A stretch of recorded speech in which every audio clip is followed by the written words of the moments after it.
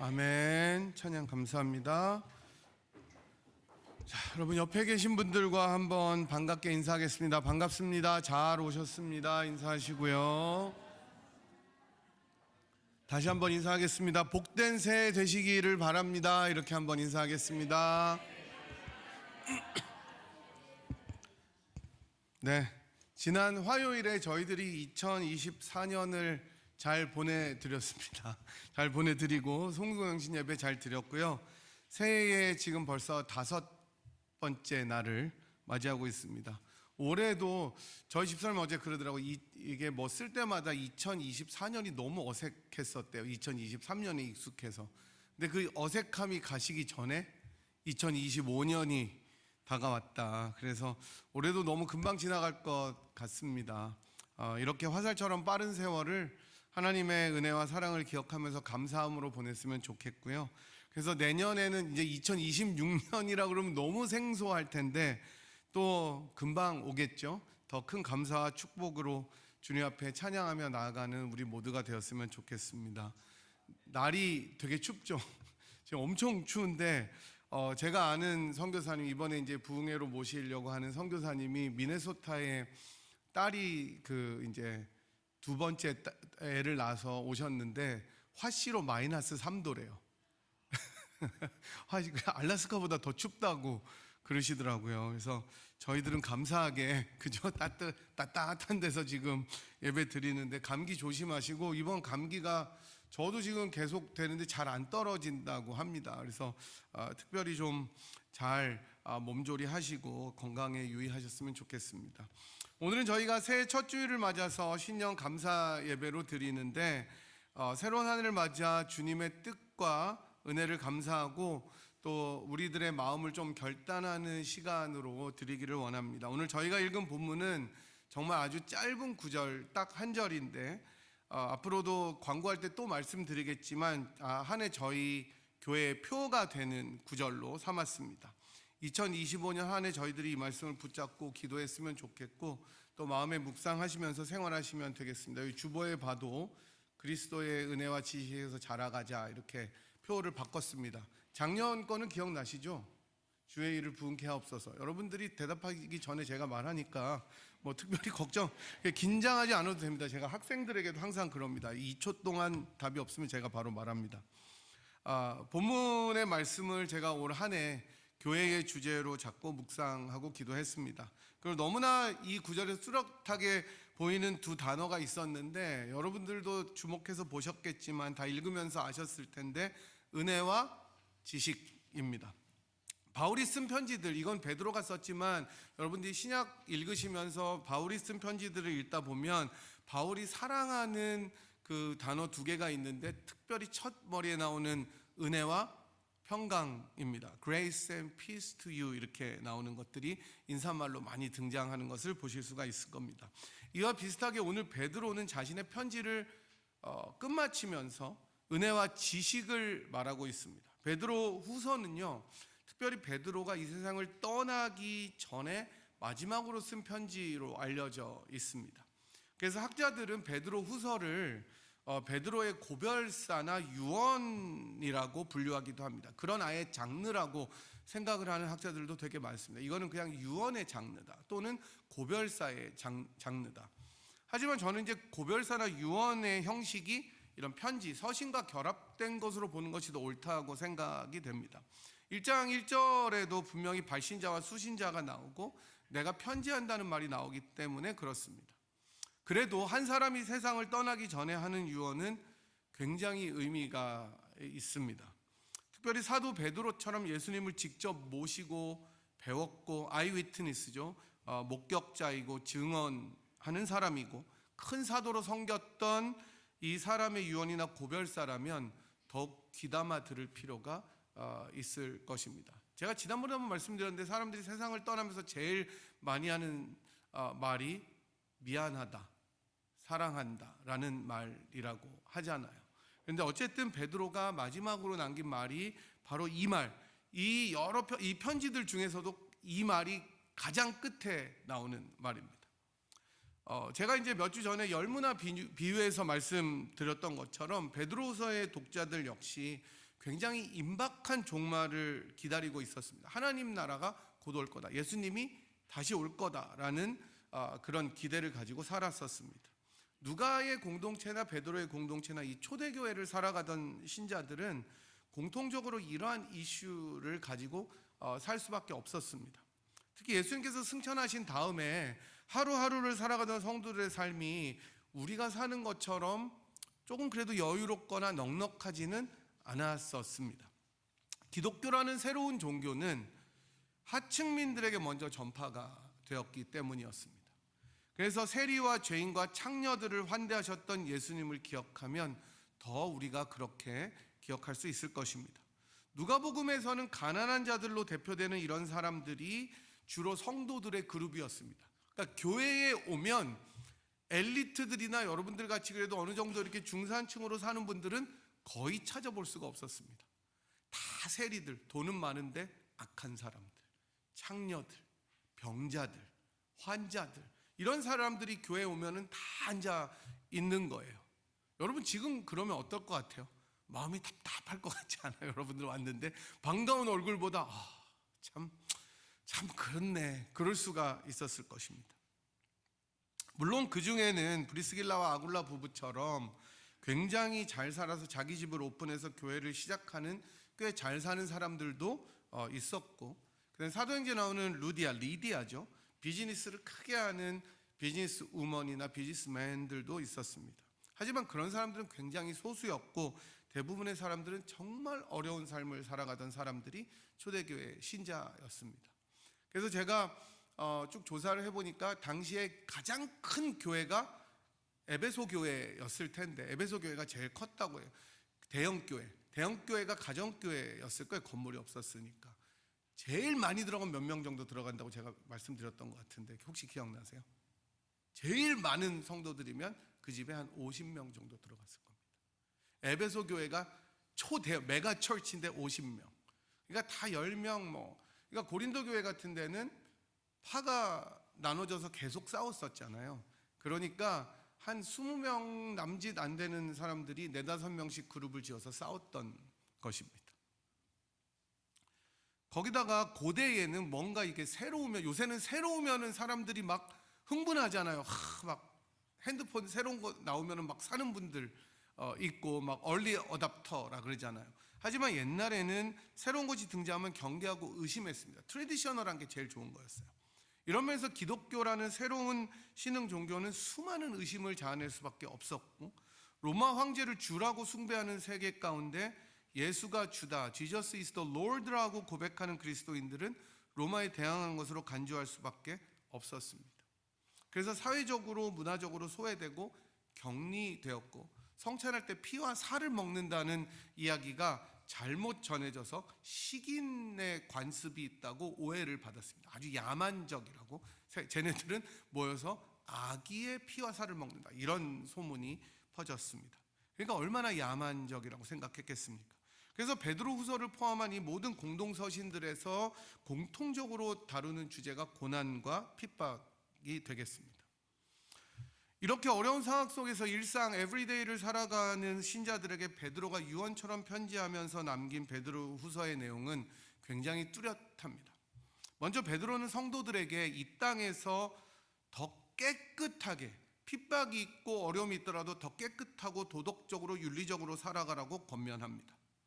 이는 구원의 감격을 받은 신자들이 마땅히 행해야 될 덕목이다, 그런 행위다라고 이야기를 합니다. 제가 바울이 쓴 편지들을 읽을 때 크게 두 부분으로 나눈다, 이렇게 말씀드린 것을 기억하실지 모르겠는데 어쨌든 저는 분명히 말했습니다. 원고에도 있습니다. 여러분들이 기억하시는 건 여러분들 몫이고 저는 분명히 말했어요. 그리고 그래서 바울 서신들의 전반부는 복음의 본질을 설명하고, 이어지는 후반부는 그런 복음을 받은 자들이 어떻게 그 복음에 반응해서 감격으로 살아내야 되는지를 이야기를 해줍니다. 이걸 신학적 용어로 전반부를 직설법, 후반부를 명령법이라고 얘기한다고 말씀드렸습니다. 베드로나 다른 서신들은 이런 구조는 가지지는 않지만 성도들의 삶은 반드시 복음으로부터 우러나오는, 그러니까 흘러 넘치는, 오버플로잉하는 것이라는 점에서는 다르지 않습니다. 그렇지 않으면 그냥 착하게 살아야 된다는 도덕주의이기 때문에 그렇습니다. 우리도 그렇잖아요, 여러분. 억지로 무슨 일을 하려면 진짜 힘이 듭니다. 하기 싫은 일을 하려면 정말 힘들어요. 그죠? 하기 싫은데 이걸 억지로 해야 된다. 와, 그것처럼 뭐 공부가 될 수도 있고요. 어떤 사람은 교회 일이 될 수도 있고, 어떤 사람은 설거지일 수도 있고. 제가 이번에 그 연말을 지내면서 저희 집사람이 방학을 했어요. 방학을 있는 동안 막 그 테이블 사서 조립하고, 저는 그게 세상에서 제일 싫어요. 저는 그 나사만 봐도 죽을 것 같아요. 근데 다행히 제가 그 낮에 뭐 딴 걸 하거나 없는 동안 만들어 놨더라고요. 근데 만약에 저한테 그걸 시킨다, 정말 울며 겨자 먹기로, 세상을 잃은 듯한 표정으로 저는 이렇게 돌려요. 이렇게. 근데 저희 집사람 너무 신나는 거예요. 그게 바뀌었어요, 남녀가, 우리 집이. 그래서 제가 지난번에 왜 우리 여기 뒤에 이 벽으로 칠하기 전에 문 있었던 거 기억나시죠? 그 문 제대로 달려다가 떼가지고, 잘못 떼가지고, 근데 정지영 집사님, 목사님 그거 하지 말고 내려가 설교 준비하라, 그런 게 기억이 납니다. 그러니까 저는 못해요, 그런 걸. 근데 여러분들이 계셔서 저는 너무나 행복합니다. 다 해주셔서. 특히 주재영 목사님. 그래서 자발적으로 여러분 좋아서 하는 거는 그 대신 신나요.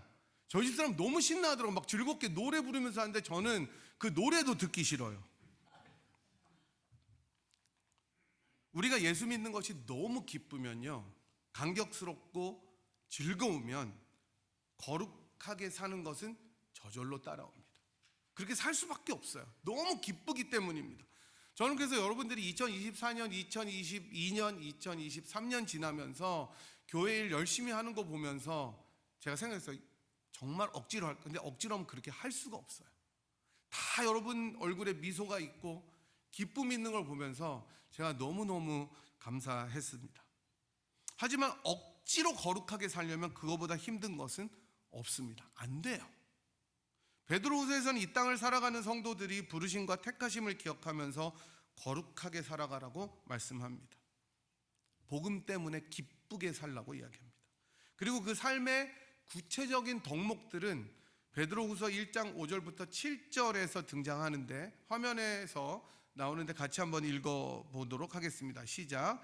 그러므로 너희가 더욱 힘써 너희 믿음의 덕을, 덕의 지식을, 지식의 절제를, 절제의 인내를, 인내의 경건을, 경건의 형제 우애를, 형제 우애의 사랑을 더하라. 아멘. 이러한 덕목들은요, 지금 쭉 나온 덕목들은 당시 헬레니즘 시대를 살아가는 사람들에게 보편적인 덕목이었습니다. 그러니까 그리스도인들 뿐만 아니라 세상 사람들도 이렇게 살라고 가르쳤던 거예요. 그리스도인들은 세상 사람들이 굉장히 상식적이고 도덕적으로 여기는 모든 덕목들에 충실해야 됩니다. 아니, 그것을 사실은 더 뛰어넘어야 됩니다. 성도들이 주님을 믿는다고 하면서 도덕성이 이 세상의 사람들보다 더 미치지 못한다면 이보다 부끄러운 일은 없을 겁니다. 지금 한국 교회가 욕을 먹는 게 세상에서 안 하는 일을 교회가 하는 거예요. 욕 먹는 거예요. 그래서 베드로는 부르심과 택하심의 감격 가운데 이 세상을 거룩하고 도덕적으로 성실하게 살아가라고 이야기합니다. 베드로서의 보다 중요한 가르침은 거짓 선지자들의 가르침을 분별하고 대적하라는 것에도 있습니다. 이 거짓 선지자들은 이렇게 가르쳤습니다. 어차피 종말이 오는데 거룩하게 살아서 뭐 하느냐, 자신의 정욕대로 마음대로 살아라, Enjoy your life 라고 이야기를 합니다. 지금도 여러분 그렇잖아요. 계속해서 보도되고 방송되는 이단들의 중요한 특징은 뭐냐면 이 사람들과 정확하게 일치하는데 종말이 곧 온다고 가르칩니다. 금방 온다는 거예요. 그러니 모든 것을 일단 다 버리고 한 군데 모여 살아야 돼요. 그게 그 사람들 특징이에요. 집단 생활. 일상을 버리는 거예요. 일상을 버리고 모여라. 어디론가 모여라. 그래서 막 피지 섬에도 가고 여기도 가고 저기도 가고 막 캘리포니아에 어디 이상한 데 가고 유타에도 가고 막 이러잖아요. 교주는 자기가 원하는 정욕들을 다 채워요. 이 사람들을 통해서.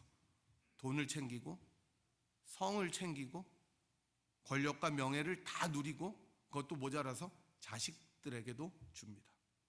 근데 이런 거는 옛날부터 다 있었던 일들입니다.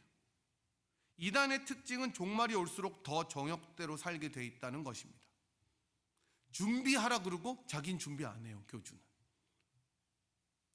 이런 거짓 선지자를 보면서 베드로는 종말의 징조를 보거든 우리의 죄를 정결하게 하신 하나님께 대해서 더 윤리적으로 바르게 살라는 외침이 종말의 징조다라고 말씀합니다. 그래서 저는 베드로후서에서 정말 사랑하는 구절이 있는데 제가 대학교 다닐 때도 이 구절로 수련회를 했던 기억이 있습니다. 3장 11절인데 이렇게 나옵니다. 이 모든 것이 이렇게 풀어지리니 너희가 어떠한 사람이 되어야 마땅하냐. 베드로서는 바로 이런 도전을 주는 편지가 되겠습니다. 베드로는 이런 내용들을 랩업하면서 마무리하면서 오늘 본문을 씁니다. 그리고 앞서 말씀드린 것처럼 성도들이 은혜와 지식 가운데 자라기를 기도한다고 이야기합니다. 결국 베드로는 자기가 정말 사랑하는 성도들인 그리스도인들에게 제일 필요한 두 가지가 무엇이냐면 은혜와 지식이다라고 말씀합니다. 여러분, 기독교는 한마디로 말하면 무슨 종교입니까? 은혜의 종교입니다. 은혜는 여러분이 잘 아시는 것처럼 합당하지 않은 이들에게 베풀어주는 도움이나 호의, 페이버를 일컫는 표현입니다. 은혜를 제외하고는 기독교를 설명할 수가 없습니다. 다른 데는 은혜가 보답으로 주어지는 거지만 그럼 은혜가 아니죠. 은혜는 받을 수 없는 자에게, 자격이 없는 자에게 거저 주어지는 것이 은혜입니다. 그래서 에베소서 2장 8절 9절은 여러분들이 잘 아는 말씀으로 이렇게 읽고 있습니다. 너희는 그 은혜에 의하여 믿음으로 말미암아 구원을 받았으니 이것이 뭐라고요? 너희에게서 난 것이 아니요 하나님의 선물이라. 행위에서 난 것이 아니니 이는 누구든지 자랑하지 못하게 함이라. 은혜로 구원을 받은 사람들은 이 구원이 하나님의 선물이기 때문에 스스로 자랑할 수 없는 일이라고 성경은 이야기합니다. 값없이 주어졌기 때문에, 아니 우리가 스스로 원하지도 않을 때 주신 너무나 크고 놀라운 선물이기 때문에 은혜인 것입니다. 이 은혜의 내용이 복음입니다. 그래서 우리가 사랑하는 찬양인 은혜에서는 내가 지나온 모든 것들이 당연한 것 아니라 은혜였다고 고백하고, 이 찬양을 부를 때마다 감격이 벅차오르는 것은 주께서 부어주시는 선하심에 기반한 은혜 때문입니다. 여러분, 우리가 은혜라는 찬양을 들을 때 그 감격이 있지만 이 은혜의 내용은 우리 죄를 사해 주신 그리스도 예수님이 모든 것이기 때문에 그렇습니다. 그리고 또 이것도 언젠가는 한번 같이 불러보고 싶은 찬양인데, 성가대와 함께 조금 전에 나왔었는데 다시 켜주시면 되겠습니다. 은혜 아니면. 첫 부분은 이렇게 노래합니다. 제가 여기서 불러드리고 싶지만 은혜를 끼치지 못하기 때문에. 어둠 속 헤매이던 내 영혼 갈 길 몰라 방황할 때에 주의 십자가 영광의 그 빛이 나를 향해 비추어 주셨네. 주홍빛보다 더 붉은 내 죄 그리스도의 피로 씻기어 완전한 사랑 주님의 은혜로 새 생명 주께 얻었네. 은혜 아니면 나서지 못하네. 쭉 나오잖아요. 이게 바로 은혜의 내용입니다. 죄악의 어둠 가운데 방황하던 저와 여러분들을 십자가의 빛으로 밝게 비추어 주셔서 그 죄를 씻겨 주신 완전한 사랑이 은혜입니다.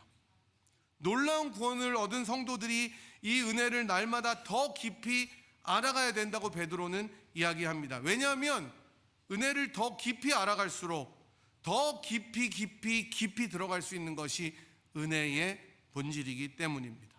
그래서 찬송가는 더 큰 은혜의 바다로 나아가라고 도전합니다.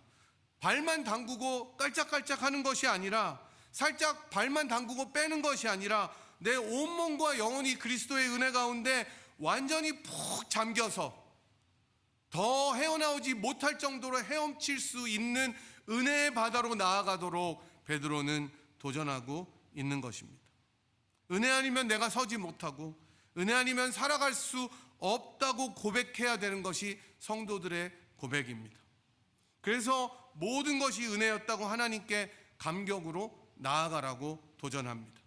베드로는 성도들이 우리 구주 예수 그리스도의 은혜 가운데 자라가라고 이야기합니다. 이 베드로의 권면을 힘입어 사랑하는 우리 분이엘 성도 여러분들께 저도 도전합니다. 우리 구주 예수 그리스도의 은혜 가운데 자라가시는 한 해가 되십시오.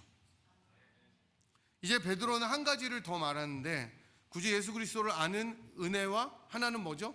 지식 가운데 자라가라고 이야기합니다. 여러분, 아는 만큼 보인다는 말 아시죠? 이 다 아실 겁니다. 여러분, 이 말은 속담이 아니에요. 저도 이번에 처음 알았어요. 이게 어디서 나온 걸까요? 저도 몰랐는데 이번에 찾아보면서 알게 되었습니다. 여러분들이 잘 아시는 책 중에 유홍준 교수가 쓴 나의 문화유산 답사기라는 책 들어보셨죠? 나의 문화유산 답사기. 여기에서 처음 나온 말이래요. 아는 만큼 보인다. 저도 진짜 처음 들었어요. 이 책이 무려 100만 권이 넘게 팔린 베스트셀러고 여러 권이 나왔는데, 한국의 중요한 문화유산들을 쭉 찾아다니면서 그의 히스토리와 배경들을 쭉 이야기한 책입니다. 이런 말이 책에 나오는데, 여기 나오는 것처럼 유홍준 교수가 사랑하면 알게 되고 알게 되면 보이나니 그때 보이는 것은 전과 같지 않으리라. 다행히 아멘하는 분들이 없어서 이렇게 읽으면 가끔 아멘하는 분들이 계셔요. 사랑하면 알게 되고 알게 되면 보이나니 그때 보이는 것은 전과 같지 않으리라. 이거 정말 멋진 말 아닙니까, 여러분? 제가 미국에 1999년에 왔어요. 올해로 이제 26년째가 되는데 막 결혼을 한 직후였습니다. 하필 그때 미국 대사관에 비자 사기 사건이 일어나가지고 모든 비자가 막혀서 결혼을 했는데 20대였던 저희 집사람은 못 들어왔어요. 위장 결혼으로 모든 사람들을 다 의심해서 저만 들어왔어요. 저만 들어와서 1년을 보내고 그 다음에 들어왔는데, 1년이 지금 돌아보면 진짜 별거 아닌 것 같은데 그때는 얼마나 괴로운 시간이었는지 몰라요. 가장 행복해야 될 신혼의 시기에, 그래서 그때만 제일 콩깍지가 심하게 씌워지는 그 시간인데 점점 벗겨지잖아요. 콩깍지가 이제 26번 정도 벗겨졌어요. 근데 그 시기에 떨어졌으니까 얼마나 힘든지 몰랐습니다. 더 알아가야 되고 서로를 더 이해하기 위해서 시간을 함께 보내야 되는데 그럴 수가 없으니까 너무 고통스러웠습니다. 그러다가 1년 후에 드디어 만나서 함께 생활하게 되니까 이 말이 이루어지는 거예요. 알게 되니 보이고 보이는 것은 그전과 같지 않더라. 신앙에서도 저는 마찬가지라고 생각합니다. 우리 신앙에 동일하게 적용됩니다. 은혜를 받은 사람들은 하나님의 사랑을 더 깊이 느끼고 그러다 보면 주님을 더 사랑하게 됩니다. 이게 비밀이에요. 은혜를 받은 사람들은 하나님을 더 알고 싶어하고 알게 되면 하나님에 대해서 더 많이 사랑하게 됩니다. 사랑하면 또 더 알고 싶어 해요. 마치 연인들이 서로를 더 깊이 알아가고 싶어서 오랜 시간을 보내고 싶어 하는 것처럼 주님을 사랑하면 저절로 그렇게 됩니다. 그래서 처음 예수 믿는 사람들이나 은혜를 크게 체험한 사람들을 보면 막 혼자 실실 웃는 사람들이 있어요. 왜 그러지? 기뻐하기도 하지만 성경을 열심히 읽고 교회에 나와서 더 많은 시간을 보내는 그런 사람들을 보면서 주님을 정말 사랑하는구나 생각하게 됩니다. 여러분, 왜 더 성경 많이 읽고 더 교회에 열심히 나옵니까? 더 알고 싶기 때문에 그렇습니다. 더 보고 싶기 때문에 더 알고 싶은 거예요. 그래서 유홍준 교수의 말 중에 저는 뒤에 말이 더 좋더라고요. 알게 되면 보이나니 그때 보이는 것은 전과 같지 않으리라. 이전에 아는 것보다 더 놀랍고 비밀스러운 좋은 것들을 우리들이 경험하게 된다는 것입니다. 그래서 바울 사도는 고린도전서 13장 12절에서 이렇게 고백합니다. 우리가 지금은 거울로 보는 것 같이 희미하나 그때는 얼굴과 얼굴을 대하여 볼 것이요 지금은 내가 부분적으로 아나 그때는 주께서 나를 아신 것 같이 내가 온전히 알리라. 여러분, 주님을 얼마나 더 알고 싶으면 이런 고백을 했겠습니까? 당시에는 청동 거울이었잖아요. 청동 거울은 거의 보이지가 않아요. 희미하게 보여요. 지금 거울이야 너무 쨍쨍해서 좀 부담스럽잖아요. 근데 그때는 청동 거울이라 희미한데 바울의 고백은 내가 주님을 더 밝게 보고 싶은데, 주님을 더 환하게 보고 싶은데 지금 내 육신의 장막을 입었기 때문에 잘 안 되잖아요. 그러나 주님이 마지막에 오신 날은 내가 얼굴과 얼굴을 맞대고 보고 싶다. 이게 바울의 소원이었고 우리의 소원이 되어야 할 줄로 믿습니다. 이것이 바로 지식 가운데 자라가는 것입니다. 주님을 아는 만큼 사랑합니다.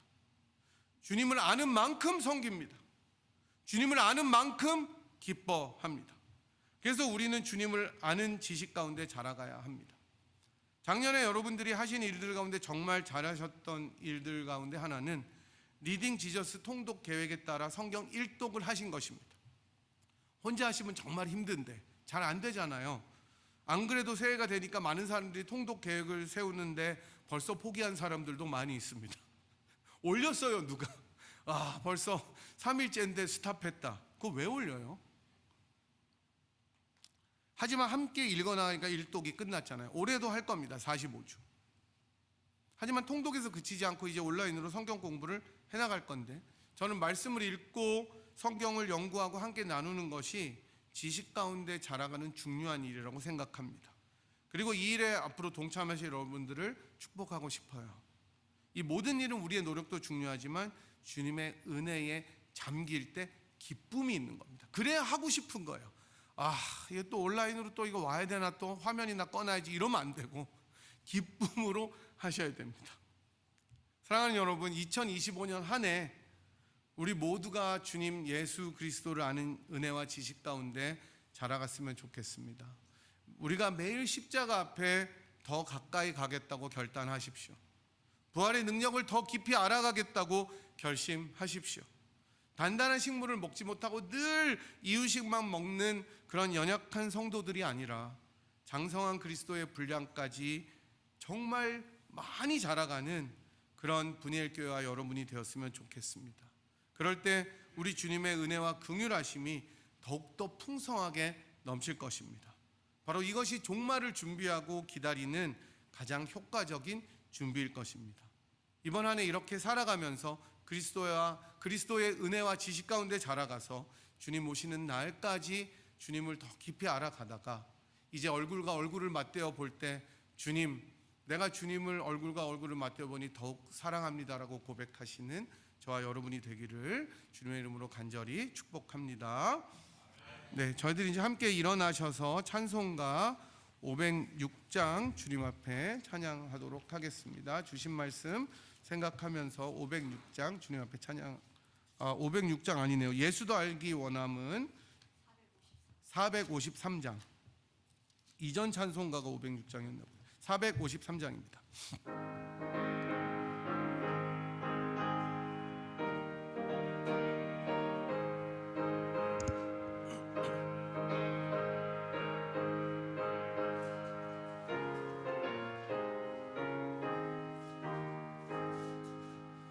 예수 더 알기 원하네. 크고도 넓은 은혜와 대속해 주신 사랑을 간절히 알기 원하네. 내 평생의 소원, 내 평생의 소원, 대속해 주신 사랑을 간절히 알기 원하네. 성령이 스승 되셔서 진리를 가르치시고 거룩한 뜻을 깨달아 예수를 알게 하소서. 내 평생의 소원, 내 평생의 소원, 대속해 주신 사랑을 간절히 알기 원하네. 성령의 감화 받아서 하나님 말씀 배우니 그 말씀 한 절 한 절이 내 맘에 교훈되도다.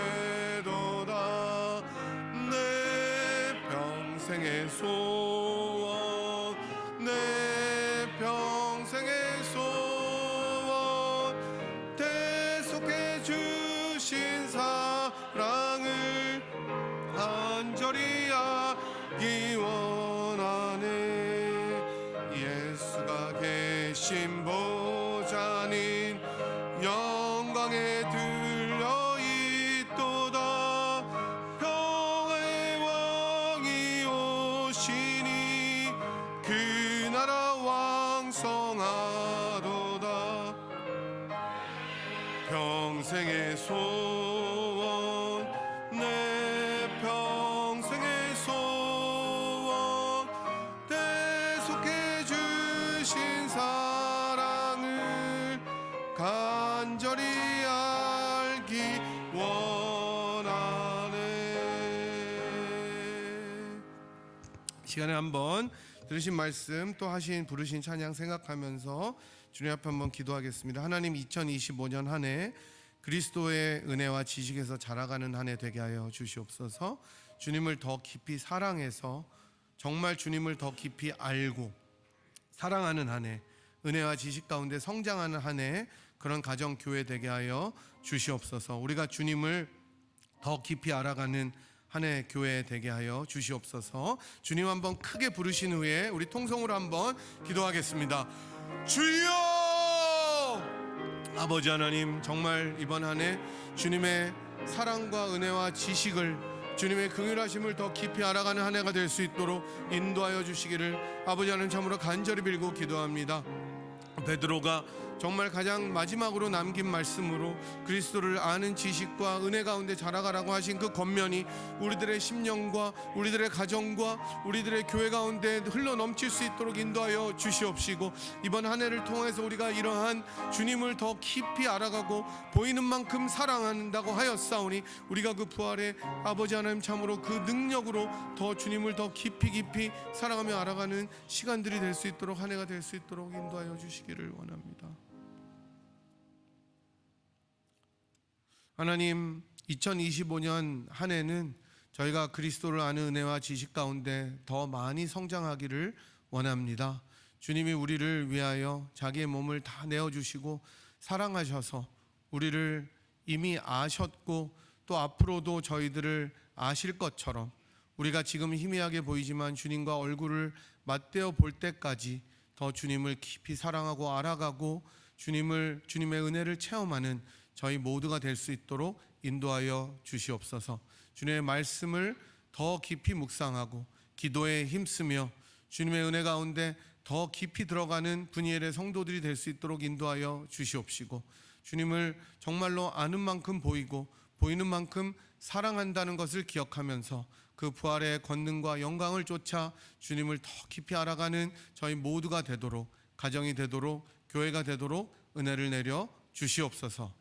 지금은 교회의 머리가 되신 우리 구주 예수 그리스도의 무한하신 은혜와 그 아들을 아끼지 아니하시고 우리 모두를 위하여 기꺼이 내어주신 하나님 아버지의 극진하신 사랑하심과 성령 하나님의 위로교통 충만하심이 그리스도를 아는 은혜와 지식 가운데 이번 한 해 동안 자라가기로 결단하고 돌아가는 이 자리에 함께한 주의 백성들 한 분 한 분 머리 위에와 사랑하는 분이엘 제단 위에 지금부터 영원토록 함께 하시기를 간절히 축원하옵나이다. 아멘.